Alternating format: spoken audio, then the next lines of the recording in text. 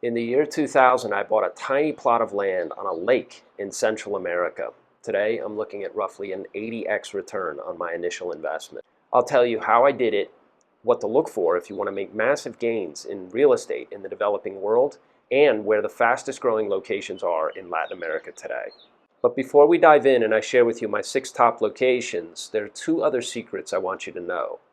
First, there is a way to get deep discounts on brand new real estate in some of the most desirable locations I'm about to share with you. And second, there is one criteria that outweighs all the others. The answer to this question must be an unqualified yes if you want to do well on your real estate investments. So stick around to the end and I'll share the answer to both of those with you, because making huge returns on real estate isn't as hard as you probably think. First best location I know of is Los Cabos. This is variously referred to as Cabo San Lucas. This is the tip of the Baja Peninsula in Mexico. It's long since been a hub for the wealthy and famous. Celebrities from LA and California love to vacation down here and get away. There's shopping malls and boutiques, high-end restaurants, spas, and every imaginable luxury thing is already in Cabo. The climate is super agreeable. It's much cooler than, say, the Caribbean coast, because the water in the Pacific is so cool, so you always get this cool breeze off the ocean. It has that iconic harbor with world-class marinas, so there's always big yachts coming in and out.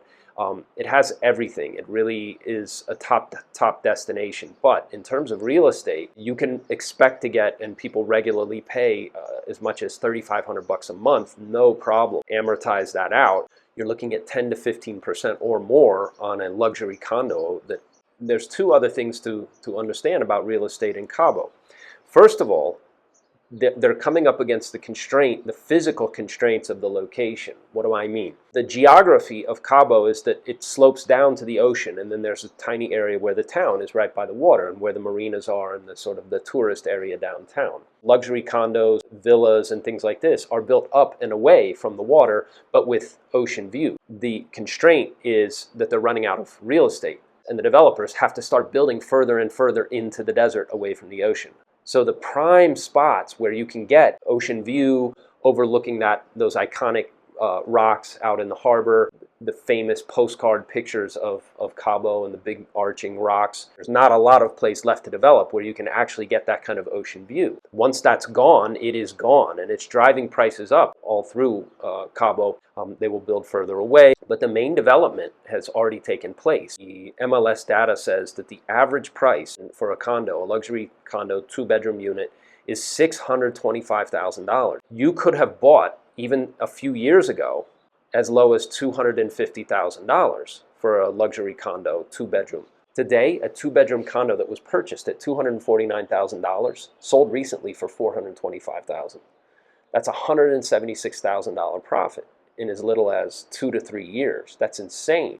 So not only do you have great potential income in Cabo on your rental real estate, but also, right, the capital gains are just astronomical right now. I don't think Cabo is going to suddenly not be a desirable location. Cabo, by far, the #1 choice. Now again, I'm going to tell you how you can get these kind of deals and deep discounts. It's just simple bulk pricing. If you buy in bulk with a group, with a real estate investment group, the developer gets a big infusion of cash very quickly, but by the time your unit is developed and delivered and hits the market, you're actually looking at a huge capital gain on top of everything else. The second place I want to tell you about is the Riviera Maya. No place in the world, except maybe Dubai and some of the super cities in Asia, have had such dramatic development over the last 20 years. Right when what's called Fonatur, that's the Mexican tourism industry department, they looked for a place where they could just dump money and really create a world-class super development. They decided on Cancun. From the early 2000s onward, Cancun got a big infusion.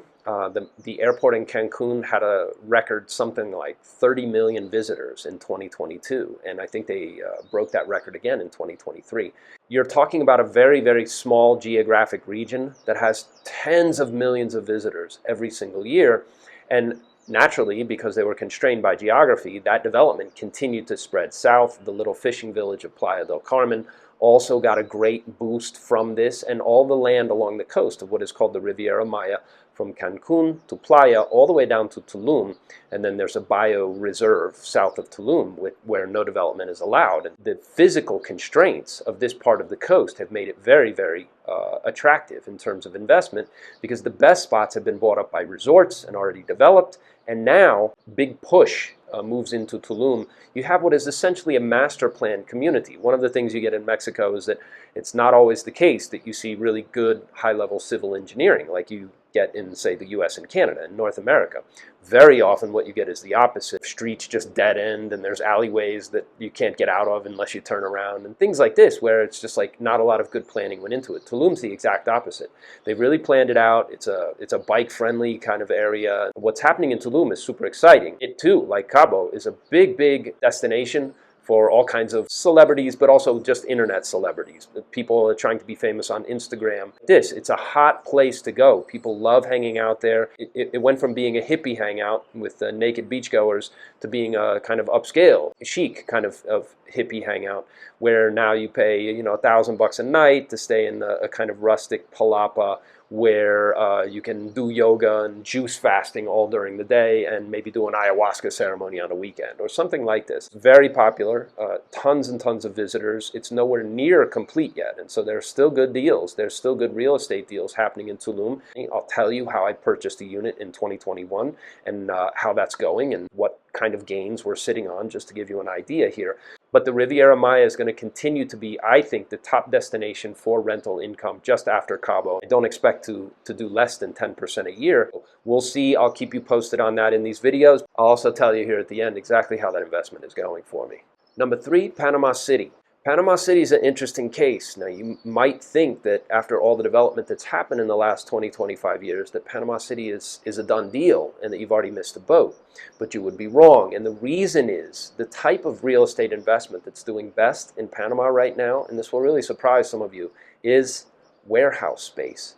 It's warehouse space because of all the goods that pass through the canal, and that shippers and manufacturers need space for their goods to be offloaded, stored in Panama, and then distributed elsewhere around the world. My real estate investment contact there tells me warehouse space is just a booming, booming opportunity right now. They don't have enough of it. There's a real supply problem in terms of warehouse space. The best returns on real estate right now in Panama have to do with warehouse space. If you can build a warehouse cheaply, you can have yourself quite a tidy investment. 20 years ago, Panama was still quite a backwater, and then the development really took off right when the U.S.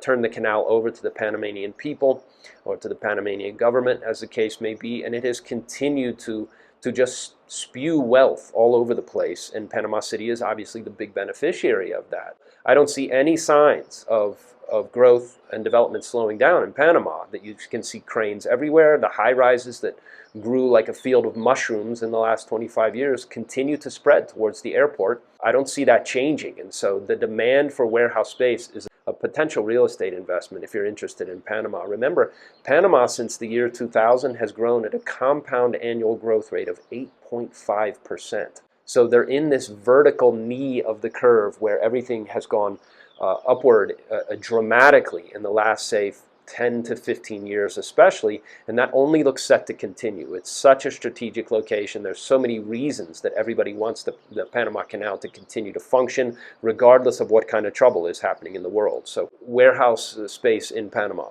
Number 4 is Argentina. Argentina's in the midst of a bit of a renaissance right now. We wish Senor Milei the very best at what he's doing, but realize that even if he doesn't succeed at everything, Argentina will continue to be just a top destination, even under the worst kind of Peronist, socialist kind of leadership. The city itself, Buenos Aires, is tremendously livable. It's very hard for the Argentine people, but if you earn money in dollars and you can live in Argentina and bring dollars in, you can live a really tremendous lifestyle. In my mind, Argentina is probably the most pleasant place to live on earth. Here I'm talking specifically about Buenos Aires. If you like living in a big city, there's really no nicer place for the price. Prices peaked in around 2018 at roughly $2,800 per square meter. Today, you can get places for as little as roughly $2,100 per square meter. And if that's too rich for your blood, the second largest city in Argentina, Cordoba, is comes in at about $1,500 a square meter. But Argentina is not just Buenos Aires. It's not just big cities, even though 90% of the population lives in urban areas. Argentina is, I think it's the 8th largest country on earth by landmass. Obviously, mountain towns all along the Andes. They have a high desert area up in the north in the Salta province. Very, very pleasant lifestyle. And you take towns like San Carlos de Bariloche or San Martin de los Andes, almost like Swiss chalet kind of living in South America.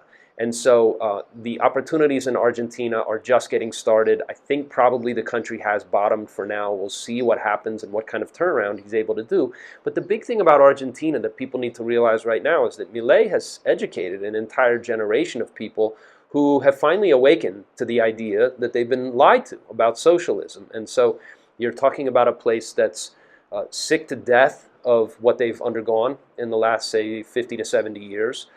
They've had enough. They've figured out who was robbing them and how that whole thing was being done, and they're on the way up, right? They're ready for something new, and it's definitely in an uptrend right now. So Argentina, very, very attractive, good place to look at. Number 5 is Colombia.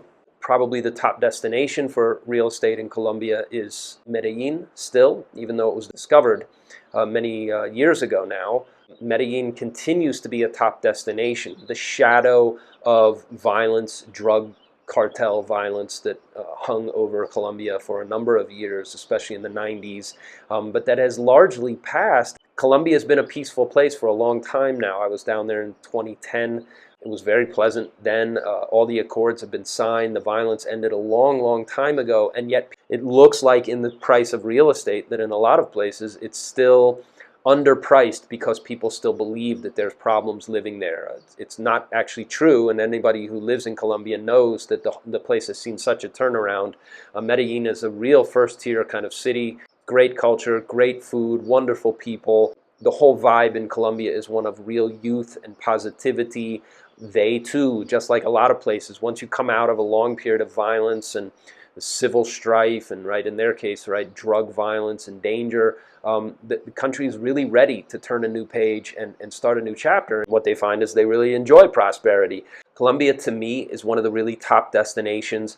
There's 2-bedroom condos in Medellin that still go for as little as $100,000. That's a pittance in a place, in a kind of top-tier city like Medellin. You can get a 3-bedroom penthouse, my sources showed me, for as little as $200,000. That's insane. In any city in the world, you can't find those kind of prices. And so I think Colombia, not just Medellin, right, in the big cities, but also once you're out of the big cities, Colombia is just an enormous, enormous place. And so all kinds of rural farmland, very pretty, pleasant climate, right? Even at the high altitudes, it tends to be cooler, and so Colombia has so much going for it. It deserves a look. The other thing about Colombia is it has world-class healthcare, and so medical tourism is a big draw. If you own a property and you're looking to rent out to people who are coming to Colombia for medical tourism, that's a huge business opportunity right now. Number 6, and this one will shock you most of all, I'm talking about Venezuela. Now, for obvious reasons, you don't rush to invest in a place like Venezuela. We don't know completely exactly how things are going to play out there.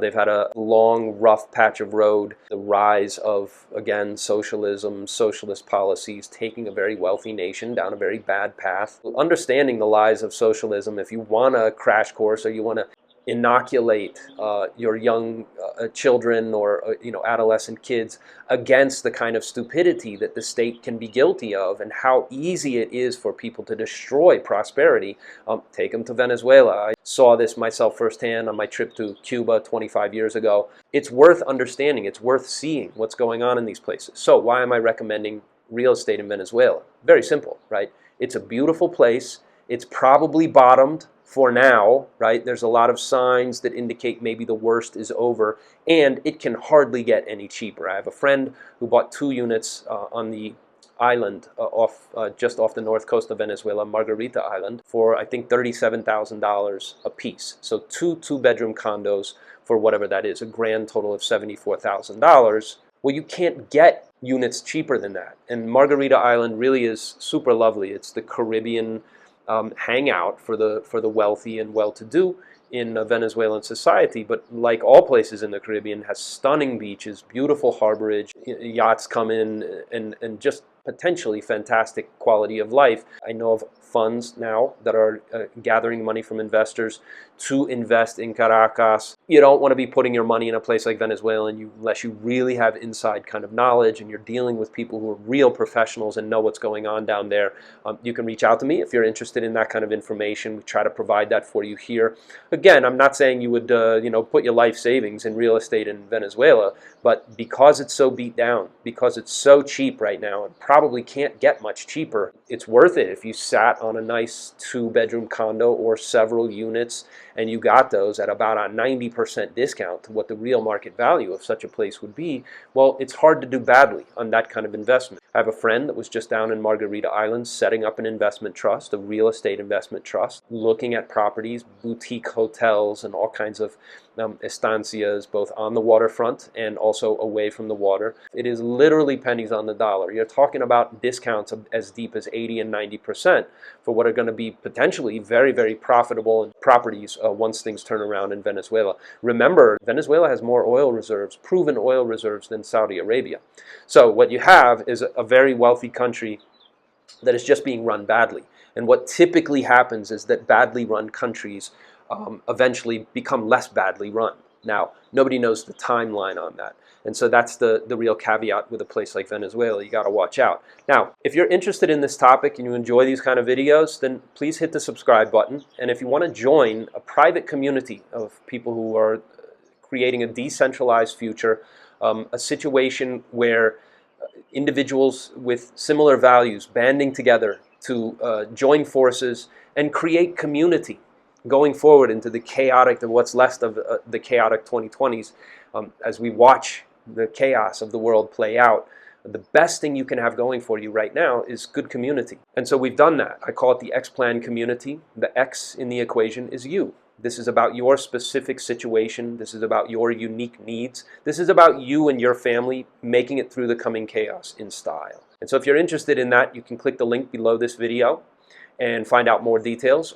And if you'd like to talk to me personally, I do free 15-minute consultations. If you have questions about how to internationalize yourself, why international diversification is so important right now, and how you can go about doing it in about 30 to 60 days, which is important because there's not much time. The kind of trouble that's coming in the world, you need to take action right now. If you're just waking up to what's happening and what's likely to unfold across the next several years to, we don't know how long. When trouble really got started in Europe in 1914, it didn't really stop until 1945. That's a long period of very, very hard times. We all hope that that's not coming for North America, but if you have a plan, if you have the steps, the simple steps that you can put in place quickly, like getting legal residency in some other part of the world, why the Americas are such a good bet for North America right now, why the communities in Central and South America, in places like Costa Rica, or like I said, Colombia or Uruguay, if you like a little more upscale, or Argentina and the city or outside the city,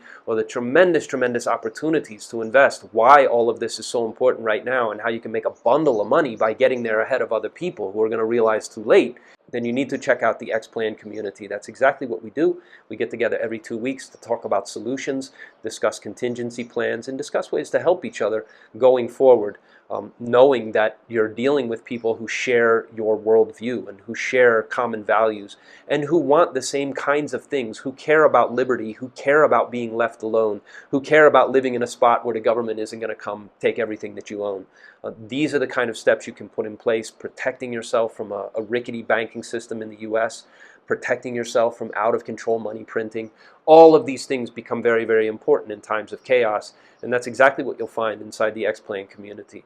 So I hope you check it out. That link again is below this video. Now, I said there was ways to get massive discounts on prime time real estate in some of the fabulous locations that I've discussed in this video. And the way that you do that is to buy in bulk with a real estate investment group. If you're interested in information on this, again, you can contact me at the email below this video, or just set up a call with me and find out more. I purchased a property in Tulum at a deep discount in 2021. We're up roughly 34%, give or take, on the market value. If I sold the unit right now, we'd make roughly $60,000 profit, and that's pretty good, right? Especially because, and here's the kicker, we haven't actually taken delivery yet, right? The unit will be finished by December of this year. They claimed a delay because of the supply chain disruptions during the COVID years. And so fair enough, right? We expect to take delivery and we expect to do very well. I probably will hold on to it as a rental income property. Again, I think the rental income potential in a place like Tulum is the highest of any place in the world right now.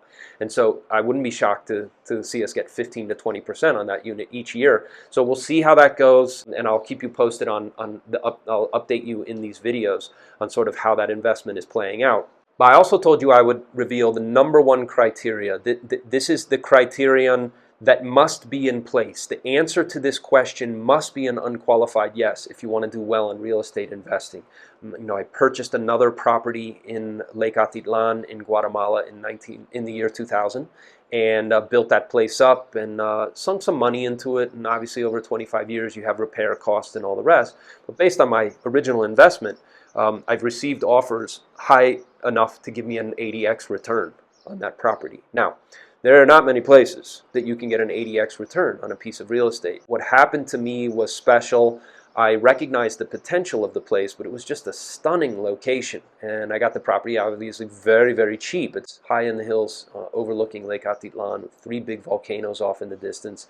It's a truly picturesque, very special place. And the town grew hand over fist for 25 years. Every single year, whenever I was away, I would return after several months and just be shocked at the level of development. And so the big criterion that you must have an affirmative answer for is, and this is not surprising, the question is this where money is headed next? Now, this is a pueblo of 2,000 people. I did not expect to see growth the way we saw it there. It was truly remarkable. There was no way that you could predict that kind of growth. I put some time into it. I used the place heavily for several years. I actually lived there full time for about 4 or 5 years, and then have used it as a retreat to get myself together in subsequent years. It's still a very pleasant place. I'm actually headed there now after I leave Mexico, which is where I'm filming this. And so the unbelievable upside of having bought at a time when a place was just about to take off, the question is money going to head to this place next? Now, a lot of money is going to be flowing out of North America. A lot of people are going to look to retire in more affordable, safer, less chaotic places than North America. I'm not saying that there's not lots of pleasant places where you'll be left alone and probably turn out to be fine in North America. However, it's true that if you're inside the geographic boundaries of the US or Canada, you are subject to everything that the federal government decides to do to you. And we've already seen how that's gone in the 2020s. It hasn't gone very well at all. You don't want to be subject to an out-of-control federal government. And so to avoid that, a lot of people are going to look at places like Costa Rica. Lake Atitlan continues to grow. I'll give you a report once I get there. You know, places like Panama and then some of the villages away from the main city, Panama City, continue to see tremendous growth. And this is going on all through Latin America. So it's not that hard to find little corners of Latin America especially, which is my specialty, where you're going to see just tremendous, tremendous upsurge in wealth and money coming out of North America, flowing into these tiny little corners where, you know, a little bit of capital can just blow these places wide open. Once prices really take off, you can see tremendous, tremendous gains. So if you buy at the right time, and you can buy in bulk and save a lot of money on a luxury place in a place like Cabo or Tulum and Riviera Maya, you can make huge gains. But you could also just look for yourself and find the little areas of Latin America that are likely to do the best in the coming months and years. Okay? Now, you'll notice also that all of the locations that I covered in this video are in Latin America. There's a reason for that. In this video right here, I talk about why the Americas will continue to be the place to be as chaos unfolds and when real trouble hits North America. So that's enough out of me. If you enjoyed a video, please subscribe and send me your questions in comments. In the next video, I'm going to give you an update on what's happening in Mexico with the result of La Presidenta. Here we are after the election with a new kind of woke, socialist, communist-looking president coming in. What's going on with that? Does that matter? What's the outlook for Mexico with the new election now decided? You can find out more about that in this video right here.